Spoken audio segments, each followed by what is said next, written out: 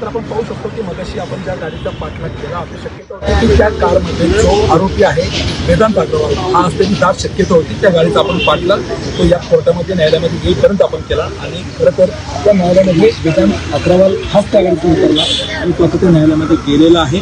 आपण पाहतोय की ही जी केस आहे त्याच्या पद्धतीने रविवारी पहाटेच्या सुमारास हा अपघात झाला होता, त्यामध्ये वेदांत अग्रवाल हा पोर्शे कार होती, ही कार चालवत होता आणि ही कार चालवत असताना एका पल्सर गाडीला त्याची धडक झाली आणि त्यामध्ये 2 जणांना आपला जीव गमावा लागला। त्याच्यामध्ये युवक होता, एक युवती होती।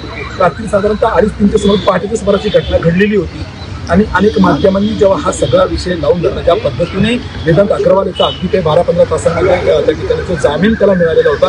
खरं तर ह्या संपूर्ण प्रकरणानंतर ह्या संपूर्ण केसला त्या ठिकाणी वेगळं वळण लागायचं आपल्याला पाहायला मिळते की काल या पुणे शहरामध्ये पुणे आयुक्तालयामध्ये खरं तर पोलीस आयुक्तालयामध्ये राज्याचे उपमुख्यमंत्री गृहमंत्री देवेंद्र फडणवीस हे देखील त्या ठिकाणी उपस्थित होते। त्यांनी त्या ठिकाणी पोलीस आयुक्त अमितेश कुमार यांना देखील सूचना दिलेली आहे की या संपूर्ण प्रकरणामध्ये कुणालाही त्या ठिकाणी पाठीशी घातलं जाणार नाही।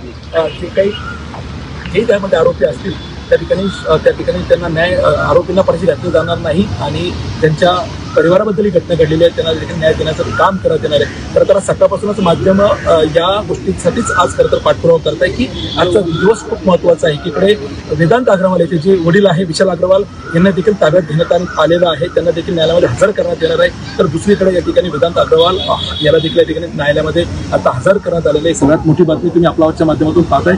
खरं तर गेल्या अर्धा तासाआधी आम्ही ज्या गाडीचा पाठलाग करत होतो, ज्या गाडीमध्ये वेदांत अग्रवाल असण्याची शक्यता होती, त्याच होंडा सिटीमध्ये वेदांत अग्रवाल अखेर या न्यायालयामध्ये हजर झालेला आहे। आपण पाहू शकता आपल्या आवाजच्या माध्यमातून वेदांत अग्रवाल खरं तर ही पुण्यातली खूप मोठी एक बातमी आपण पाहतोय की ज्या पद्धतीने रविवारी पहाटे सुमाराची घटना घडलेली, त्यानंतर पुणे शहरातल्या बाबतीत कल्याणी नगर कोरेगाव पार्क या भागातले जे काही रहिवासी होते किंवा आहे त्या रहिवाशांनी देखील त्या ठिकाणी हळहळ व्यक्त केलेली होती। या संपूर्ण घटनेनंतर आपल्या त्या ठिकाणी लक्ष असणार आहे की त्यातून काय निकाल समोर येतोय, खरं तर सगळ्या घटनाक्रमामध्ये आपलं लक्ष असणार आहे। माझ्या घडामोडीसाठी आपण पाहत राहा आपला